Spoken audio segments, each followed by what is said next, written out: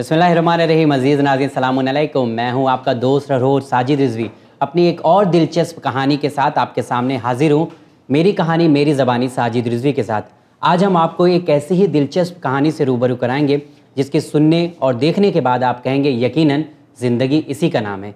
एक ऐसी खातून से आपकी मुलाकात कराएंगे जिन्होंने हिंदुस्तान में ही नहीं बल्कि पूरी दुनिया में अपना नाम रोशन किया है। उनसे मैं आपकी मुलाकात करवाऊं, लेकिन उससे पहले आइए देख लेते हैं कुछ उनके बारे में। मेरी कहानी मेरी ज़बानी में आज हम आपको एक ऐसी ही कहानी से रूबरू कराने जा रहे हैं जिसके देखने के बाद आप भी कहेंगे हकीकत में ज़िंदगी इसी का नाम है। महाराष्ट्र मुंबई की रहने वाली एक खातून ने दुनिया में अपनी एक अलग पहचान अपने काम के ज़रिए बना लिया है। हम बात कर रहे हैं एक ऐसी अलग फील्ड जिसके बारे में बहुत कम लोग सोचते हैं। शाहीन अंसारी गोल्ड मेडलिस्ट ने रेफरी बनकर ये दिखा दिया कि कोई इंसान अगर ज़िंदगी में कुछ बनना चाहे तो मेहनत करके हासिल किया जा सकता है। शाहीन अंसारी ने वो काम कर दिखाया जिससे लोग अपने आप को जोड़ नहीं पाते हैं। ख़ासकर अगर खातून हो तो उसके लिए ये रास्ता और भी मुश्किल भरा होता है। लेकिन आज आप रेफरी शाहीन अंसारी से मिलने के बाद कहेंगे कोई भी काम मुश्किल नहीं होता है अगर इंसान दिल से करना चाहे। आइए रेफरी शाहीन की कहानी उनकी ज़बानी सुनते हैं कि कैसा रहा उनकी ज़िंदगी का ये दिलचस्प सफ़र।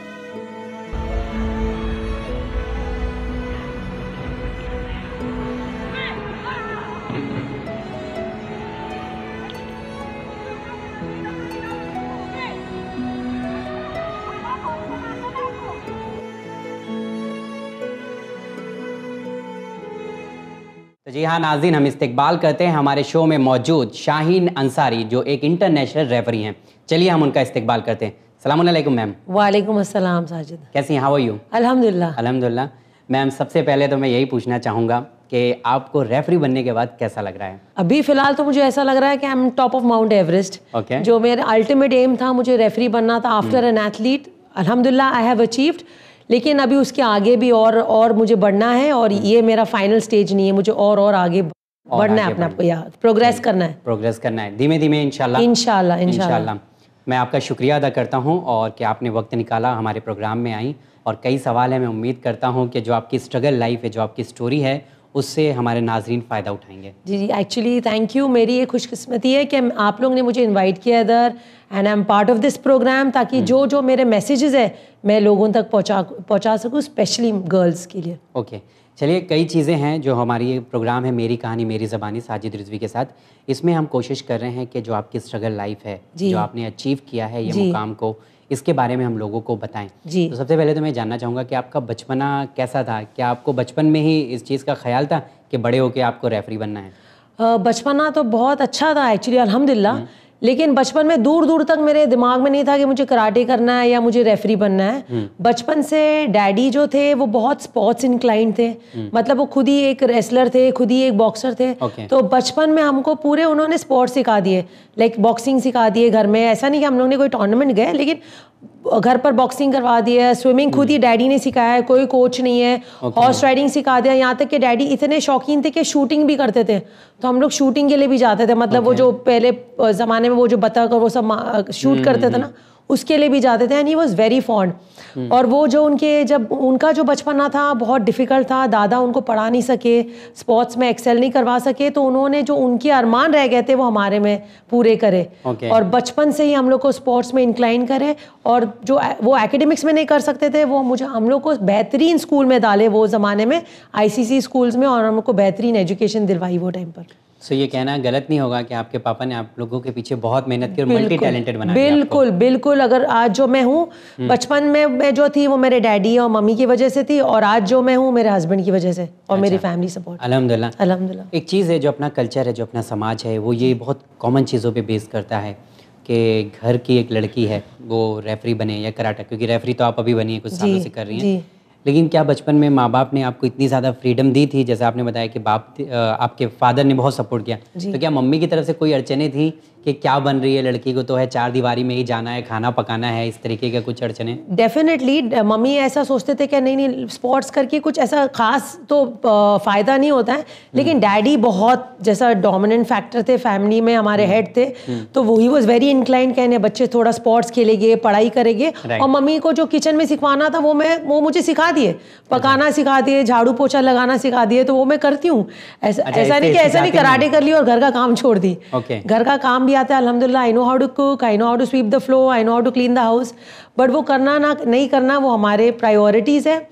और बचपन से ही बहुत स्कूल में भी mummy was good also in academics, तो मम्मी ने हमको पढ़वाया, नो ट्यूशन्स नथिंग, और हम लोग बचपन से ही बहुत अच्छे थे और स्पोर्ट्स में पार्ट लेते थे, एथलेटिक्स में लेते थे। और जब कराटे आया तो मैं तो दूर दूर तक नहीं सोची थी कि मैं कराटे में एनरोल करूँगी अपना नाम, लेकिन मम्मी डैडी का जो प्रेशर था, अरे कराटे आया आपके स्कूल में, नाम लिखवा दो, लड़की है हाथ पैर चलाना सीख लेंगी। किसने कहा ये डैडी ने किया था, मम्मी ने भी बोला था कर लो, लड़की है कर लेगी। और ये लास्ट बच्ची थी जो जिसने नाम लिखवाया कराटे के लिए। अच्छा, when I was in standard 7th standard से आपकी जर्नी जी, स्टार्ट वहाँ से मेरी कराटे की जर्नी स्टार्ट हुई। अच्छा, फैमिली में जो होते हैं, खानदान होती है या समाज में अगर मैं देखूं तो कोई ऐसी निगेटिविटी वाइब्स आपको आती थी कि क्या कर रही हो, कोई फायदा नहीं इसमें, कोई करियर नहीं है किसी तरीके की, सही बात है, कोई वो तो सफलता नहीं आपको मिलेगी? जी ऑफ कोर्स बहुत वो जैसा we come from a Muslim family, तो वहाँ बहुत सारे लोग कंजर्वेटिव होते हैं। Of course we are not in a joint family, लेकिन फिर भी वो जो पहचान के लोग होते हैं, जो दूर करीब के रिश्तेदार होते हैं, वो बोलते हैं ये क्या स्पॉट खिला रहे, ये हाथ पैर तोड़ देगी, ये क्या करना है, ये कोई ज़रूरी नहीं है, फाइनली शादी ही करवाना है, किचन में ही जाना है। लेकिन वो मेरे डैडी और मेरे पेरेंट्स इतने स्ट्रॉन्ग थे कि उन्होंने बोला नहीं, उसको शौक है तो वो करेगी। और ऑटोमेटिकली मेरा शौक आया और मैं वही चीज़ करती हूँ जो मैं चाहती हूँ कि मैं पूरी तरीके से कर पाऊँ। नहीं कि वो आधे चीज़ करके मैं छोड़ दूँ, मतलब जो चीज़ में मैं कंसिस्टेंट रहूँ वही चीज़ मैं पूरा करूँगी।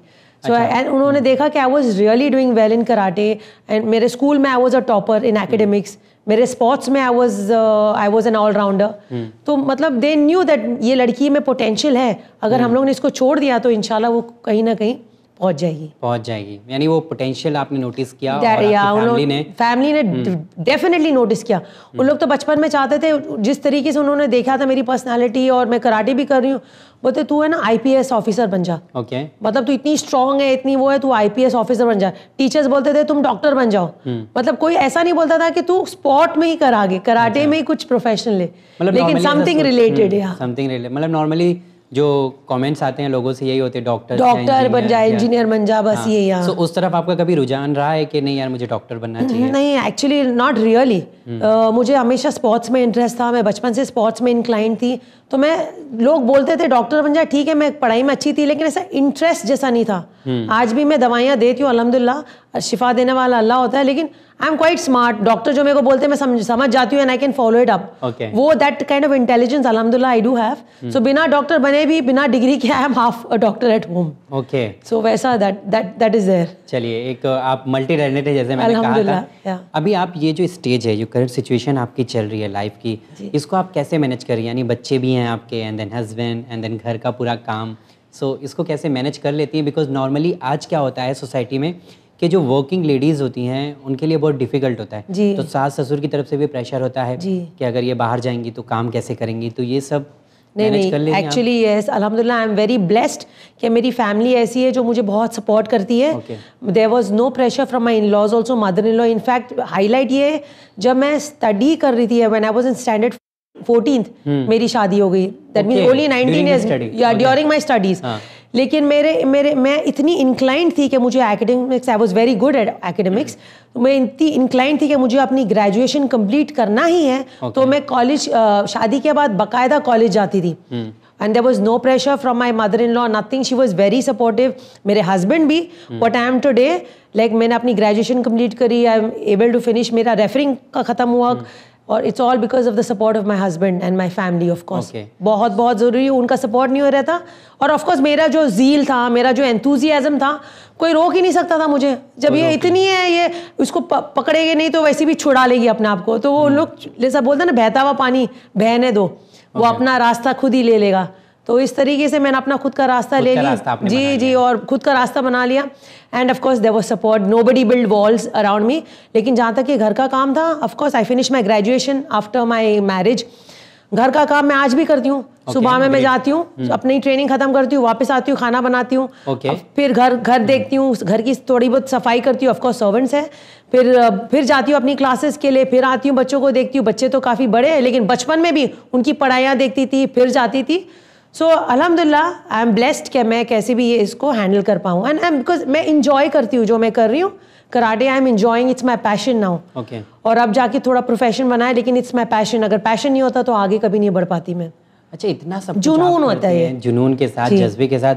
कभी ऐसा कोई मूवमेंट आपकी लाइफ में आया है जहाँ पे आपने कहा यार नहीं बहुत थक गई हूँ, अब ये लेडीज लोग के लिए ये सब काम नहीं है? नहीं, ऐसा कुछ मोमेंट आया है? ऐसा मोमेंट नहीं आता था क्या मैं थक गई हूँ. ऐसा कभी कभी ऐसा लगता था क्या एक उम्र में like I was a national champion at the age of 38, जहाँ वो लोग लड़कियां तो छोड़ो, लड़के ही रिटायर हो जाते 24-25 में. तो मैं तो as a competitive level of an athlete मैं 38 तक नेशनल चैंपियन बनी. तो उम्र के तकाजे से वो इंजरीज होती थी ज़्यादा, like you know you become a little slow. But फिर भी इन माई कैटेगरी मैं अपनी 18 ईयर्स की लड़कियों को हराती थी. अच्छा, ऐसा मेरी एक कैटेगरी के नीचे मेरी डॉटर थी, she was the national champion in that category, I was the national champion in the senior category. अच्छा, आपकी डॉटर भी. तो हम लोग इतने साथ साथ चलते थे. She never used to enter my category because उसको मालूम था मम्मा उधर है, और वो कुछ छोटी थी.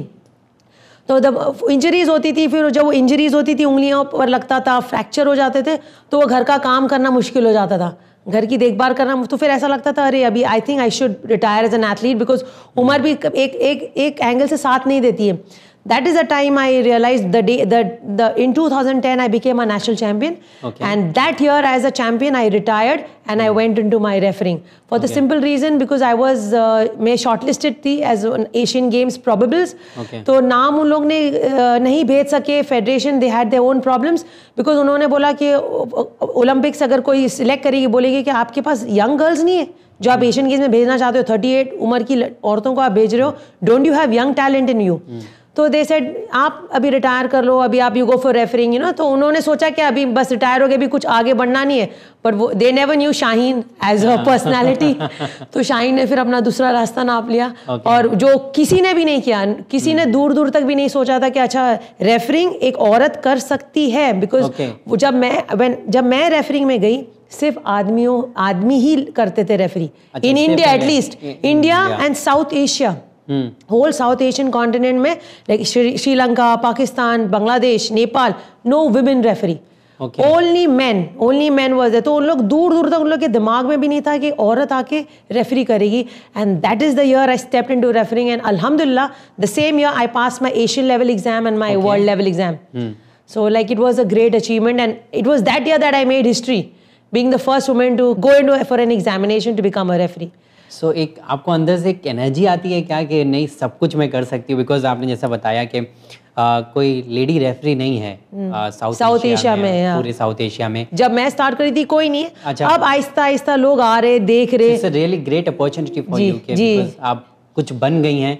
सो फीडबैक क्या रहा समाज की तरफ से, आपकी फैमिली की तरफ से, मतलब एक अचीवमेंट आपने हासिल किया? यस, वेरी एक्चुअली बहुत एक बार एक लेवल पर पहुंच जाते हो फिर देन लोग दे स्टार्ट अप्रिशिएटिंग यू. फिर पहले तो आपको वो करते, डिस्करेज करते, अरे ये क्या है, एक ऐसा हो गया क्यों, मतलब they try to pull you down. तो जितना अगर आपको लोग नीचे पुल करते हैं आप समझ जाओ कि आप आगे बढ़ रहे हो. This is very very important. ये मेरा लाइफ का उसूल है. जितना आपको लोग क्रिटिसाइज करेंगे you think that you are going in the right direction. Because if you don't have criticism, अगर आपके पास क्रिटिसिज्म नहीं है फिर आप कभी इंप्रूव करना नहीं सोचोगे अपने आप को. सो विद क्रिटिसिज्म मेरे को खराब नहीं करती, क्रिटिसिज्म मुझे इंप्रूव करती है. अच्छा ये था, नर्वस नहीं होना चाहिए वहां पर. ये नर्वस बिल्कुल नहीं है. मैं तो कभी नर्वस ही नहीं थी, कभी ना स्कूल में नर्वस थी, ना मैं आपके सामने नर्वस हूँ, ना कभी नर्वस हूँ. I was never nervous. लोग मेरे सामने कभी नर्वस हो जाते because I am just what I M. मुझे कोई एटमॉस्फेयर वो I don't get odd by the atmosphere, I am just normal. और वही चीज़ है इन फैक्ट वो रिंग में जो खड़े रह के व्हाट यू आर नॉर्मली और talented then it shows, you know, then you are very natural, you are not made. ऐसा हो जाता है. और फिर लोग तुमको पहले डिस्करेज करते थे, लेकिन जब देखे ये औरत बड़ी स्पीड से आगे बढ़ रही है तो then they started looking up to me and they started respecting me and they started respecting what I achieved in इतना short period में जो लोग काफी साल लगा देते थे. I achieved my referee in Asian referee qualification. I achieved in the matter of 3 years. 2013 I finished my referee and in 2016 I finished the world referee. बल्कि लोग ये qualification पार करने में they take about 10 years. So I finished in a matter of 3 years and then 6 years. अच्छा नाज़रीन, यहाँ पे कहना चाहूँगा कौन कहता है कि औरतें कमज़ोर हैं और कौन सा ऐसा मैदान है जहाँ पे खातून जो हैं अपने आप को आगे नहीं ला सकती हैं। ये एक बड़ी मिसाल है हमारे सामने। शाहीन अंसारी जी बैठी हुई हैं जिन्होंने कई मकाम ज़िंदगी में हासिल किए हैं। अच्छा, कभी ऐसा कोई मोमेंट आपकी लाइफ में आया है कि जहाँ पे आपको ऐसा लगा हो कि मैं और लोगों को भी इस लाइन में ला सकती हूँ, करना चाहिए, मुझे बढ़ावा देना चाहिए? बिकॉज जैसे आपने बताया कि आप इंटरनेशनली भी जा चुकी हैं जी। तो कोई आपने ऐसा बदलाव हिंदुस्तान और दूसरे मुल्क में देखा है? डेफिनेटली बहुत फ़र्क है इंडिया और बाहर कंट्रीज़ में। मैं बहुत सारी कंट्रीज़ ट्रैवल करी हूँ। आप पकड़ो तो half of the world have travelled, Asian continents as well as the European continents. वहाँ बहुत फ़र्क है। वहाँ जो औरतें हैं भले कैसे भी हो, वो दिखाते कि हम बहुत स्ट्रांग हैं, भले वो हो नहीं, भले वो टैलेंटेड नहीं हो, बट उनके अंदर जो उनका खुद का कॉन्फिडेंस है दैट इज़ वेरी गुड, बहुत अच्छा है। बल्कि हमारी जो इंडियन औरतें हैं, जो हमारी मुस्लिम औरतें हैं, वो अल्हम्दुलिल्लाह बहुत टैलेंटेड है, लेकिन वो उनका खुद का कॉन्फिडेंस ही नहीं है। जब आप अपने आप पर ही नहीं भरोसा करोगे तो लोग आप पर क्या भरोसा करेंगे? You have to be first confident yourself, तब आप लोगों को बता सकते हो कि सी यू आर कॉन्फिडेंट, तब लोगों को आप पर भरोसा होगा। लेकिन आप खुद ही नहीं अपने आप पर भरोसा कर रहे हो, आप खुद ही नहीं अपने आप को एक्सप्लोर कर रहे हो, तो how will the world support you, you know? तो यहाँ के जो मुस्लिम औरतें हैं बहुत लेड बैक है। I feel Alhamdulillah, everybody is talented in their own ways. जो छोटी छोटी टैलेंट से they come out with whatever attire, उन लोग सोचते जो उनका अटायर होता है एक मुस्लिम का, वो उनको रिस्ट्रिक्ट करता है। आप देखिए मैं हिजाब में हूँ, I am the only person who is a referee in south Asia. So like everybody मेरे को देखते हिजाब में, and then I'm standing out. I'm only one who's there with the hijab, with standing out. मेरे को हिजाब ने कोई तरीके से पीछे रोका नहीं। I'm always there. It supported me, it outshone me in whatever I did. मेरा सवाल भी इसी से रिलेटेड था कि आपको हिजाब पहनना देखकर ऐसा लग रहा है कि कोई बैरियर तो आपकी ज़िंदगी में नहीं आया कि आपको लगा हो कि यार हिजाब मैंने पहन लिया है, अब क्या करना है, हिजाब के बिना तो कुछ होता नहीं है? नहीं, बिल्कुल गलत, ये ऐसा लगा ही नहीं। हिजाब पहनना मेरी खुद की पर्सनल चॉइस थी, अल्लाह ने मुझे हिदायत दिया, it was my own choice. And when I was a referee there was no hijab. When I started मेरी रेफरी 2010 में, hijab was not a part of the uniform for the referees. And फिर जब 2014 जब मैंने अपना हिजाब लेना start किया, अच्छा तो पहले आप हिजाब नहीं लेते? नहीं, 2014 अल्लाह ने हिदायत दिया, I started, I was a referee. ऐसा क्या हुआ था कि पता नहीं, अल्लाह हिदायत बोलते ना, दिल में जो दे देता है वो चाहते कि ठीक है। आई थॉट इस्लाम है and why should it put me back? I am praying my namaz, I am fasting, I am doing all my farz, so hijab is a part of a Muslim attire for a woman, तो why shouldn't I, क्यों नहीं मैं इसको ले लूँ? I started taking and I don't think मेरे लिए कोई बैरियर था इसके लिए। In fact I am very proud, I am very happy that I started taking the हिजाब. And as I said previously, the hijab was not part of the uniform for the referees till 2014. 2014 mein I started taking the hijab. In 2014 itself, like you know, the world body, that is the WKF, they accepted hijab as a part of the female uniform for the referees. So I was so privileged. Like Allah ने मेरे लिए आसान, बोलते ना, रास्ता इतना आसान कर दिया, because dedicatedly मैं चाहती थी कि मैं रेफरी बनूँ, और मैं रेफरी बनूँ हिजाब के साथ, नहीं कि मैं हिजाब लेना स्टार्ट करी और मैं पीछे हट जाऊँ. And it became part of the hijab became part of the referee uniform, and I was among the first 3 ladies to wear the hijab at the world level. World level, first 3 ladies. And then और हिजाब आप बोले कोई hindrance नहीं है, बिल्कुल नहीं. In fact पहले जैसे if you go to European country, लोग बहुत बड़े फ्री होते, हाथ लगा के बात करते, बहुत क्लोज आते, बल्कि जब वहाँ उनका वे ऑफ ग्रीटिंग ऐसा होता है कि हाँ हम लोग सलाम करते हैं, वहाँ हम लोग हग करते, हैंड शेक करते.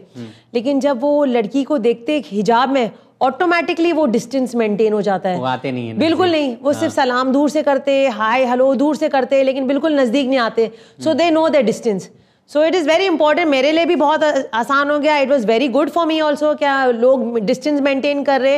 एंड जब उन्होंने मुझे देखा, जब हिजाब देखते तो बोलते अरे वीकर सेक्शन है, गरीब है, मिस्कीन है, ऐसा. लेकिन जब उन्होंने उनको कॉन्ट्रडिक्ट करने के लिए, when they saw me refereeing in the ring, you know, that's it's called a tatami, in the ring.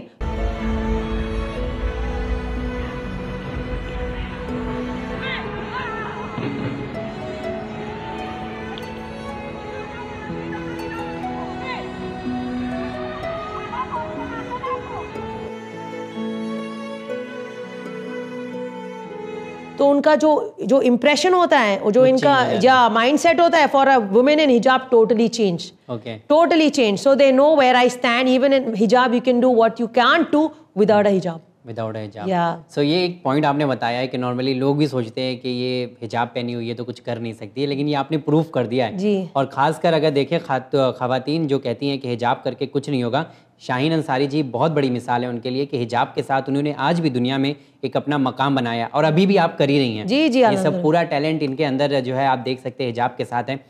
Okay, अभी इतना साल आपके पास, इतने साल का आपके पास एक्सपीरियंस है कि काफ़ी साल से आप कराटे में हैं और इंटरनेशनली और नेशनली आपने भी खेला है, तो अभी कोई प्लान है कि आज समाज में जिस तरीके से औरतों के ऊपर जुल्म होता है या उनको कमज़ोर माना जाता है, कुछ प्लान है कि आप करेंगी आगे उनके लिए? जी डेफिनेटली. आज मुझे 35 इयर्स हो गए कराटे करते करते. I am into this field. Like मेरी आधी से ज़्यादा ज़िंदगी यही कराटे में निकल गई और डेफिनेटली मैं करना चाहती हूँ. मैं चाहती हूँ कि बहुत सारे विमेन, बहुत सारी बच्चियाँ कराटे सीखें. नॉट ओनली बिकॉज उनको रेफरी बनना है या उनको एथलीट बनना है या कुछ करना है, बस सीखे वो. उनका कॉन्फिडेंस, जैसा मैंने आपको पहले बताया था, वो औरतों में खुद का कॉन्फिडेंस नहीं रहता, उनको अपने आप पर कॉन्फिडेंस नहीं रहता है, तो वो क्या लोगों को बता सकेगी कि she is a confident lady. तो वो जब कराटे करते हो आप तो वो सेल्फ कॉन्फिडेंस बढ़ जाता है. कोई ज़रूरत नहीं आपको किधर एथलीट बनने की, आपको कोई ज़रूरत नहीं रेफरी बनने की, आपको कोई ज़रूरत नहीं कोच बनने की. प्रोफेशनली आप मत लो उसको अगर आप नहीं चाहते हो. ऑफ कोर्स डेफिनेटली आप ले सकते हो, लेकिन अगर आप नहीं चाहते हो, बट आपको karate as a martial art ज़रूर सीखना चाहिए हर एक lady. I think it is very very important because वो उनके अंदर जो कॉन्फिडेंस है, जो उनका जो सेल्फ बिल्डिंग पर्सनैलिटी है, वो ऑटोमेटिकली एनहांस हो जाती है. लाइक उनको किधर भी पंच करने की ज़रूरत नहीं, किधर भी किक करने की ज़रूरत नहीं, किसी के साथ फाइट करने की ज़रूरत नहीं है. लेकिन जब वो रास्ते में चलती है, जो उनका जो वॉक होता है ना, वो काफ़ी है लोगों को बताने के लिए कि भाई मेरे पास आना नहीं, मेरे से दूर ही रहना. मतलब आपको कुछ करने की जरूरत नहीं है. वो कॉन्फिडेंस जो आता है ना इन औरतों में, स्पेशली बिकॉज मैं क्यों औरतें मेंशन कर रही हूँ, बिकॉज वो खुद ही वीकर सेक्शन है, लेकिन सॉफ्ट बनाया है कंपेयर टू मैन. लेकिन इसका मतलब नहीं वो मेंटली बहुत स्ट्रांग है, she is even stronger than a man. तो आप उसको उसके एडवांटेज में लेके you make that personality strong. मतलब it is you are what you think, not actually what you are. आप जो सोचते हो आप वो हो, नहीं कि आप जो है वो आप सोच रहे हो, ऐसा नहीं है. ओके, सो आप भी कहते हैं कि हर एक लेडीज को सीखना चाहिए ये चीज़. जरूर, बच्चियों से स्टार्ट करें. इंसिडेंट हुआ है जहाँ पर आपने दिखाया हो कि मैं कराटे आता है, अगर कोई सामने आया तो? नहीं एक्चुअली ऐसा कुछ हुआ ही नहीं, बिकॉज मैंने आपको बताई ना, कोई आता ही नहीं मेरे करीब, कोई नजदीक ही नहीं आता है, कोई सभी दूर रहते हैं. वो बोलते हैं एक मेरी आवाज़ ही निकलती है या the way I walk, the way I look, it says all, it says enough. जैसा कोई बाइक में भी अगर बाइक चलाओ या गाड़ी भी चलाओ, लाइक यू नो सपोज कोई कट वट मारता है, कोई कट देता है, तो एक औरत कैसा हो जाती है, वीक जेंडर डर जाती है. मैं तो उनके ऊपर हावी हो जाती हूँ, बिकॉज उनकी गलती है, हम तो सीधा ही चला रहे. तो वो सोचते हैं उनकी गलती भी रहेंगी तो हम लेडी सेक्शन को सप्रेस करेंगे. सो दे डोंट मेस अराउंड. एक जो एक्चुअली बेसिकली आदमी वही औरतों को अटैक करते हैं जो आदमी बेसिकली कावर्ड्स होते.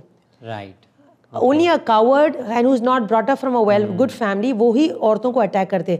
A person who is brought up in a good family will never raise his hand or never attack a woman. तो हाँ, he will always respect a woman. तो आप कावर्ड को आप क्या करोगे, आपके कावर्ड के सामने आपकी आवाज़, आपके एक्शंस बस काफ़ी है. वो देखता है जो दबेगा वो उसको और दबाएगा, ऐसा है. जो नहीं दबेगा वो तो फिर भाग जाएगा या बिल्कुल नहीं. ओके, सो ये आपका जो पूरा सफ़र रहा है, इसमें अगर देखा जाए बहुत कम स्पोर्ट्स को जो है गवर्नमेंट सपोर्ट करती है, तो आप लोगों को कभी इस तरीके से सपोर्ट मिलता है? हाँ, ये एक्चुअली बहुत इंपॉर्टेंट पॉइंट है जो मैं बोलना चाह रही हूँ. इंडिया में ख़ास तौर के इंडिया में लोग द मेन रीज़न पेरेंट्स नहीं चाहते अपने बच्चे स्पोर्ट्स ले, for the simple reason because पैसे नहीं है, मनी इज़ नॉट इन्वॉल्व. और जो स्पोर्ट को अगर सपोर्ट करती गवर्नमेंट है वो क्रिकेट है या टेनिस है. अभी जो ओलंपिक स्पोर्ट आए, जैसे बैडमिंटन में उन्होंने कुछ मेडल्स जीता है, रेसलिंग में तो थोड़ा बहुत वो लाइमलाइट में आया है. इसके अलावा कोई स्पोर्ट को गवर्नमेंट सपोर्ट नहीं करती है. And to be noted, martial art as karate जो लोग इंडिया में प्रैक्टिस करते हैं वो is even more than cricket. हर गली में आप देखिए कि छोटी छोटी क्लास है, हर गली गली में लोग कराटे करते, मोर देन क्रिकेट। आजकल ज्यादा हो गया है माशाल्लाह। बहुत ज्यादा। और and karate has become an Olympic sport. It's coming in the youth Olympic games in 2018 और 2020, बाकायदा in Tokyo it is an Olympic sport. तो मोर अवेयरनेस आ गया कराटे में, बट ओनली थिंग दैट आपको सब जगह कराटे का नहीं दिखता है, for the simple reason government नहीं सपोर्ट करती है। बिकॉज कराटे में बहुत पैसे इन्वॉल्व होते हैं, आपको इंटरनेशनली जाना है, there is a lot of fund required. जब हम इंटरनेशनली जाते हैं वो हम लोग खुद हमारे जेब से स्पेंड। कंट्री अब तक के आप कहाँ जा चुकी हैं? आप in fact lot of Asian countries like China, Guangzhou, Japan, I've even been to Serbia, and Malaysia, Indonesia. Then in the European countries, Paris, Germany, Austria, or then 3 times I have been to Uzbekistan. Uzbekistan. Yeah, so there were a lot of countries that I went, I traveled. But वहाँ मैंने जिस तरीके से लोगों को देखी, जिस तरीके से गवर्नमेंट का सपोर्ट देखी, बहुत ही ज़्यादा। इसलिए वहाँ के जो एथलीट्स हैं, they are really doing well. उनके रेफरीज भी अच्छा कर रहे हैं, बिकॉज उनको गवर्नमेंट स्पॉन्सर करती है, वो स्पॉन्सर करके आते हैं। हम खुद हमारा पैसे जेब से डाल के we go take an exam, we give the examination fees, we attend championships, shedding money from our own pockets. So it's not everybody's cup of tea के इतना सारा पैसा अपने जेब से लगा के अब बाहर इंटरनेशनली जाए। और ऑफ कोर्स आप इंटरनेशनली जाओगे तो अपग्रेड होके ही आओगे, which is very good. You have to keep upgrading yourself, but finances are very very important. और अल्हम्दुलिल्लाह I am blessed that I am going, I go with my husband, so we are 2 of us. So आप सोचो हमारे expenses double हो जाए। My husband is a coach, he's my teacher. He's my coach. He's been the first Indian to represent at the Asian Games. He's 7 times national champion. 7 times national champion. He was very good at it. In this field only. In karate. वो मेरे teacher है। 5 से लेके मैं आपको बताऊं, एक action referee था, उन्होंने मुझे सिखाया है। तो ही इज माय नाम क्या है? सलाउद्दीन अंसारी। और जो हमारी कराटे क्लास है साका, वो उनके नाम से ही है, Salauddin Ansari karate academy. He is a very high level athlete. अब वो referee, he is with me as a referee. And उनका भी तो काफी सपोर्ट रहा होगा आपकी जिंदगी में। डेफिनेटली, वो सपोर्ट के बिना तो हम आगे बढ़ ही नहीं सकते थे। He was definitely there supporting me हर चीज में। और वो मेरे को इंटरनेशनल ट्रिप्स लेके जाते थे, नहीं तो दूसरे लोग बोले कि बैठ जाओ घर में, बच्चे संभालो। कभी झगड़ा इस तरीके का नहीं हुआ कि आप बाहर जा रही हो, घर का काम कौन देखेगा? नहीं, या मुझे टाइम नहीं मिल रहा है, या बच्चों को टाइम नहीं मिल रहा है, इस तरीके की कभी नोक झोंक? नहीं, वो अगर मैं बाहर जाती हूँ तो कराटे के लिए ही जाती हूँ। और कोई रीजन से नहीं जाती हूँ। तो उनको मालूम है कराटे तो है, और अगर जहाँ तक इंटरनेशनली जाना है तो वो हमेशा साथ में रहते हैं। तो ऐसा नहीं कि तुम नहीं जाओ। और बहुत सपोर्ट करते हैं। बहुत सपोर्ट। जैसा मैंने बताया आपको स्टार्टिंग में, बचपन में मेरे पेरेंट्स, डैडी मम्मी का सपोर्ट था, और बाद में मेरे हस्बैंड का सपोर्ट था। ये दोनों सपोर्ट के अलावा अगर नहीं होता तो मैं बिल्कुल जो आज मैं हूँ, मैं वो नहीं हूँ, वहाँ नहीं रहती। वो नहीं होती। अच्छा, कोई अगर बच्ची कराटे सीखना चाहे तो एज की स्टार्टिंग एज क्या होनी चाहिए? एक्चुअली जब बच्चा पैदा होता है वो हाथ पैर मारना ऑटोमेटिकली सीख जाता है। आप उसको किस तरीके से हाथ पैर सिखा सकते हो, दैट इज इम्पॉर्टेंट। एक्चुअली जब मेरे बच्चे व्हेन दे वर बॉर्न, 2 साल में उन्होंने कराटे क्लास में ही सीखा। 2 years एक्चुअली, बिकॉज हमारी क्लास ही चलती थी बाहर, हमारे घर के बाहर ऐसा टेरेस था, and we used to have a class there.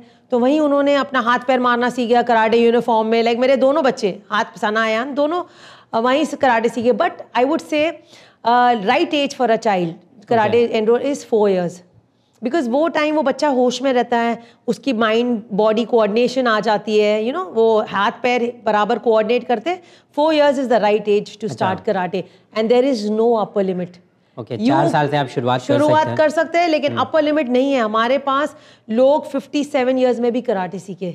57 years there was a gentleman। देता है बिकॉज नॉर्मली बोलते हैं ये एज हो जाती है तो हड्डियां कमजोर हो जाती हैं। नहीं, बिल्कुल नहीं। वो जैसा बोलते हैं ना, इंसान में जो जोश हो वो कभी भी कुछ भी कर सकता है। वो जब उनको बचपन में नहीं मिला। आपके पास हैं जो 50+? ओ यस, हमारे पास है लोग। एक कैंसर सर्जन है जो हु इज माय स्टूडेंट।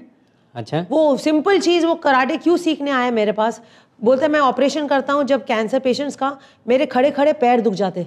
मतलब मेरे पैरों में इतनी ताकत नहीं रहती है कि मैं खड़े रह के ऑपरेशन कर सकूं, मतलब doctors. And then he came to learn karate, and he उसके बाद में उन्होंने मैराथन भागा। जो आदमी पैर पर खड़े रह के ऑपरेशन नहीं कर सकता था, वो कराटे सीखने के बाद उन्होंने वो जो मैराथन होती है, मुंबई मैराथन भागा। So I mean we have people, हम लोग ने 65 years के भी स्टूडेंट्स को ट्रेन किया हुआ है। Okay. And they It's really come. great, yeah. Very good actually. It's achievable to see them, you know. और आप जैसे लोग खुद इंस्पायर होते हैं, like I get inspired by those people. कभी मैं सोचती हूँ अगर मैं 65 की हूँ तो इंशाल्लाह I must do something like this. अच्छा, आप करती रहेंगी? अभी भी करती हूँ. अच्छा. अभी भी मेरे बच्चे फियर करते. अच्छा, बच्चे जब, जैसे आपने बोला बच्चे डरते हैं आपसे, तो बचपन में जब होते हैं माएँ कुछ ज़्यादा ही बच्चों को डांटने लगती हैं. हाँ. तो आप कैसे डराती थी बच्चों को? वो बच्चे लोगों को मालूम है मम्मा मारेगी ना तो हाथ पैर से ही चलाएगी. ज़्यादा मम्मी लोग. बच्चे लोग को भी आपने ट्रेन किया? ओह यस, मेरे दोनों बच्चे नेशनल चैंपियन हैं. Okay. They are 5th degree black belts. In every category they have been national champion. तो अगर आप सोचो, पूरी फैमिली स्पोर्ट, पूरी फैमिली, हस्बैंड से लेके मुझे, मेरे बच्चे सबके सब नेशनल चैंपियन है. And I think we make a Guinness Book of World Record, but we've not put it anywhere. In fact, अगर if you see the number of black belts, my children are 5th degree black belt. The number of black belts, मेरे 3 बहनें black belts हैं. जो मेरे husband है सलाउद्दीन, उनकी जो 6 भाई बहन हैं उन लोग भी black belts हैं. So हम लोग 9 हो गए. मेरे 2 बच्चे black belts. हम लोग 11 हो गए. फिर वो उनकी फैमिली में 2 बच्चे black belts. तो 13 हो गए. लाइक हम लोग और हमारे जो ऑफस्प्रिंग जो निकल रहे हैं, पूरी टीम ही. हाँ. घर में तो एक टीम है आपके. हाँ, पूरी टीम ही. आप सोचो ना, एक इंडियन क्रिकेट टीम बन सकती है. चलिए ठीक है, वेरी गुड. मतलब पूरे अच्छा लगता होगा ना, हर कोई बात कर रहा होगा. डेफिनेटली. हम लोग हमारे घर में जो हमारा घर का माहौल है, हम लोग खाते कराटे, सोते कराटे, उठते कराटे, बात करते कराटे, सोचते कराटे, सब कराटे. स्पोर्ट्स ही है एक्चुअली. एक बात बोलूं, वो अच्छा होता है. एक स्पोर्ट्स के जब एंगल में बच्चा जाता है तो वो सब बुरे आदतों से, बुरे चीज़ों से दूर रहता है. So it's good that way. I feel sports in a family is very very good. बहुत ज़रूरी होता है. एक बच्चे को स्पोर्ट्स में थोड़ा डालना चाहिए जरूर. बिकॉज आजकल का जो हो गया है, सब बैठे बैठे लैपटॉप पे, कंप्यूटर पे सारे काम होते हैं. बिल्कुल. तो आप क्या सजेस्ट करेंगी खासकर उन पेरेंट्स को? मैं एक्चुअली वो पेरेंट्स को वो मैसेज देना चाह रही हूँ, माँ बाप को, कि वो लैपटॉप और टेक्नोलॉजी बहुत ज़रूरी है, लेकिन ये भी साथ में ज़रूरी है कि वो बच्चा बाहर जाके कुछ स्पोर्ट खेले. बहुत बाहर एनीथिंग. मैं नहीं बोल रही कराटे मैं प्रोपोगेट करूंगी बिकॉज कराटे मेरा पैशन है. मैं 35 ईयर से कराटे कर रही हूँ. लेकिन any kind of sport, like football खेले, बास्केटबॉल खेले, थ्रो बॉल खेले, कैचिंग कुक तक खेले, लंगड़ी तक खेले. आजकल के बच्चों को लंगड़ी करने को नहीं आ रही. They don't know how to hop. जो बचपन में करते थे, बचपन में हम लोग तो लंगड़ियां खेलते थे. लंगड़ी के साथ you used to play games. आजकल के बच्चों को they don't know how to do लंगड़ी. तो हमारे क्लास में बच्चे आते हैं, बैलेंसिंग उससे सीखने को मिलता है, right? Obviously balancing is very very important. और जब हमारे क्लास में बच्चे आते हैं, they don't know how to run. उनका माइंड बॉडी कोऑर्डिनेशन नहीं आता है. They don't know how to hop. घर से निकलते बिकॉज ऑल द टाइम उन लोग लैपटॉप पे, all the time they on the iPads और मोबाइल्स. तो उनकी फिजिकल एक्टिविटी नहीं है. और आजकल के बच्चों को देखो, they have lost their posture. मतलब जो उनका फिजिकल, जो उनका मेक है, टोटली आउट ऑफ शेप. फिर बच्चे बोलते, फिर माँ बाप बोलते ये मोटे हो रहे, ये हो रहे. आप उनको बाहर निकालते नहीं हो घर से, आप उनको स्पोर्ट्स में नहीं डालते हो, बिकॉज आप अपनी पढ़ाइयों को इतना इंपॉर्टेंस देते हो, क्लासेस को इतना इंपॉर्टेंस देते हो. वो 8 घंटा स्कूल में स्पेंड करके आता है, 6-7 घंटा, फिर उसको 3-4 घंटा क्लासेस में डालते हो. राइट. तो बच्चा खेलेगा कब? वो जो स्कूल में पढ़ता है, स्कूल में पढ़ाए, फिर या स्कूल भेजे या क्लासेस भेजे, दोनों में से एक चॉइस कीजिए. कितने से बच्चों को ट्यूशंस. मैंने बैलेंसिंग करना चाहिए. Balancing definitely balancing. अगर आप ट्यूशन भेज रहे हैं, स्कूल भेज रहे हैं, उसके बाद बैलेंसिंग होना चाहिए कि फिजिकली एक्टिविटीज भी कुछ होना चाहिए उसके दरमियान. डेफिनेटली. और माइंड भी फ्रेश रहता है. और स्पोर्ट खेलने से ऑक्सीजन दिमाग में जाता है. और जो parents, it is for the parents. जो पेरेंट्स सोचते कि मेरा बच्चा स्पोर्ट खेल रहा है, उसका टाइम वेस्ट हो रहा है, वो 1 घंटा बर्बाद कर रहा है, इससे अच्छा वो क्लासेस में जाके कुछ सीख लेगा. गलत. वो जब वो खेल रहा है ना, वो उसकी ब्रेन्स में ऑक्सीजन जा रहा है. और वो जो 1 घंटा क्लासेस में वो नहीं सीखेगा, वो अगर 10 मिनट घर में पढ़ेगा ना, खेलने के बाद वो ज्यादा अच्छा सीखेगा. With the same kind of concentration. ऐसा है. It's very very important. मैं खुद अपने बोर्ड एग्जाम्स के 15 दिन पहले कराटे छोड़ी. ओनली 15 डेज बिफोर प्रिपरेशन के लिए. लोग 1-1 साल पूरा छोड़ देते, ब्रेक ले लेते. 6 महीना सूरज नहीं देखते. पता नहीं कैसा नहीं देखते. मेरे बच्चे लास्ट मंथ तक कराटे किए. And immediately the day I finished my paper, I went for my class. Okay. So of course वो मेरा पैशन था, वो मेरा जुनून था. लेकिन इतना तो आप 1 महीना पहले ब्रेक ले लो. आप एग्जाम दो, बोर्ड एग्जाम है. बहुत सीरियसली लेते हैं, बहुत ज्यादा, टू मच. मतलब बहुत, बच्चे से ज्यादा माँ बाप परेशान हो जाते हैं. और इस वजह से बच्चे भी परेशान रहते हैं. एग्जाम भी आ रहा है अभी, और ये मैसेज शायद आप लोग के लिए बहुत काम आएगा. बहरहाल हम और भी ज़्यादा बात करेंगे शाहीन अंसारी जी से, लेकिन एक लेते हैं छोटा सा ब्रेक. मुलाकात करता हूँ मैं आपसे.